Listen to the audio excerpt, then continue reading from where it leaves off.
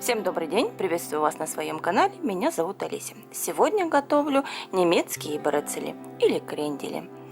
Присоединяйтесь, будем готовить вместе. Для приготовления потребуется 600 грамм просеянной муки, 50 грамм мягкого полурастопленного сливочного масла, 2 чайные ложечки соли 14 грамм, 2 чайные ложечки сахара 10 грамм, 360 миллилитров молока холодного, 24 грамма дрожжей, если будете использовать живые. Если будете использовать сухие дрожжи, используйте ровно 8 грамм. Еще для обварки нужна будет вода кипяченая, сода и немножечко масла. Здесь нет никаких особых хитростей и премудростей в приготовлении, но есть два небольших нюанса. Молоко используем холодное, ледяное, можно сказать, хорошо охлажденное из холодильника. Растворяем в молоке дрожжи, можно добавить сразу туда сахар, хорошо размешиваем до полного растворения дрожжей. Берем муку, у меня здесь уже просеяно ровно 600 грамм. Я уже знаю свою муку, если вы сомневаетесь, можете небольшую часть оставить на дозамес. Возможно, вам потребуется чуть больше, чуть меньше муки. Добавила в муку соль, слегка перемешала, сделала небольшое углубление и вливаю сюда дрожжевую болтушку. Перемешиваю сначала все лопаткой и потом добавляю мягкое сливочное масло. Тесто может показаться немножечко странным и непривычным для дрожжевого теста. Оно такое и должно быть. Достаточно плотное, чем-то похожее на наше пельменное тесто. Возможно, за нюанс мягче. Поэтому тесто делаем достаточно плотное. Если у вас не хватает муки, добавляйте по потребности. Замешиваем плотное, тугое тесто. Видите, я вымешиваю его даже с небольшими усилиями. Собираю все тесто в ком, слегка его повымешиваю несколько минут. И посмотрите, какой структуры должно получиться в итоге тесто. Оставляем тесто отдохнуть. Я прикрываю его чистой миской. Буквально минут 20-30. Просто чтобы тесто расслабилось, отдохнуло.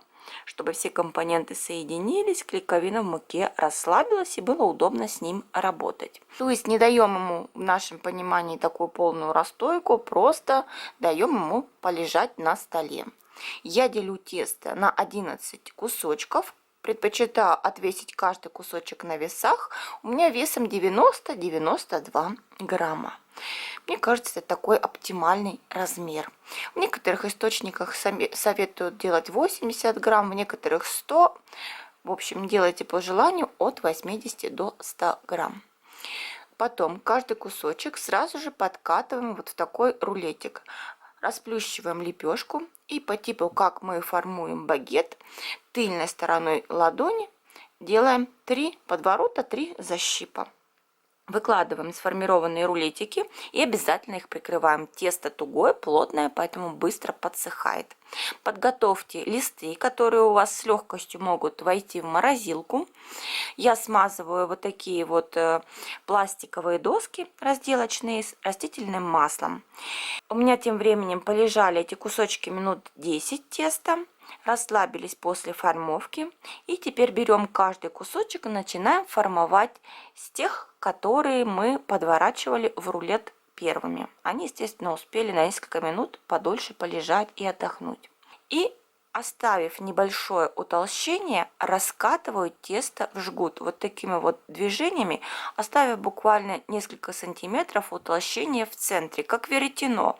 И равномерно растягиваем жгут теста двумя руками в разные стороны. Если где-то видите неравномерно, можете подкатать с одной стороны, с другой стороны. Проверьте, чтобы вот эти вот стороны, обе стороны жгута были одинаковые примерно.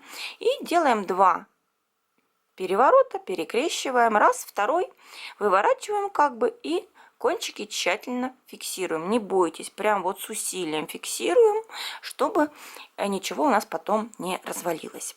И таким же образом формируем все брецели. Можно делать их еще тоньше, вытягивать вот эти вот жгуты. Примерно жгут должен быть у вас длиной сантиметров 55-60. удобно, чтобы было потом формировать. Утолщение оставляем примерно шириной тоже несколько сантиметров. И вот растягиваем таким образом. Жгут, посмотрите еще раз, чтобы было более понятно. Перекрещиваем раз, второй. Переворачиваем эти кончики и тщательно их фиксируем. Выкладываем на подготовленные заранее подносы, которые уже предварительно смазаны растительным маслом. Формируем таким образом. Я поделила на две партии. Будут выпекаться примерно по 5-6 штук в духовке. Сформированным брецелем дайте обязательно хорошую расстойку, примерно 40 минут прикрыв листы пленкой либо полотенцем. И после этого отправьте их в морозилку на 20-30 минут. После полной хорошей расстойки, как только они у вас увеличатся в 2 раза в размере. Подготовьте 1,5 литра воды. Расчет идет 1 литр воды, 3 столовые ложки соды, обычной пищевой соды. Я беру 1,5 литра, поэтому добавляю 4,5 ложки соды. И еще добавляю 2 столовые ложки растительного масла. Ставлю на плиту, чтобы этот содовый раствор медленно кипел. Тем временем брецели схватились в морозилке, подмерзли, и начинаем их обваривать. Обвариваем буквально в течение 10 секунд. Вы увидите, как только вы опускаете брецель в воду, он начинает на глазах как бы раздуваться под воздействием горячей воды. Вода обязательно должна слегка кипеть. Не чересчур бурлеть, но должна кипеть. Она не просто должна быть горячий кипяток, она должна постоянно кипеть. Обвариваем таким образом первую партию, выкладываем на лист, застеленный пекарской бумагой. Бумагу лучше брать, конечно же, хорошую, с силиконовым покрытием, чтобы ничего не подлипало. Ну и плюс масло тоже сделает свое дело. Делаем надрезы, это скорее дань традиции, они потом во время выпечки будут красиво раскрываться, будут беленькие на коричневых таких золотистых брецелях. Можно посыпать крупной солью при желании. Я так и сделала.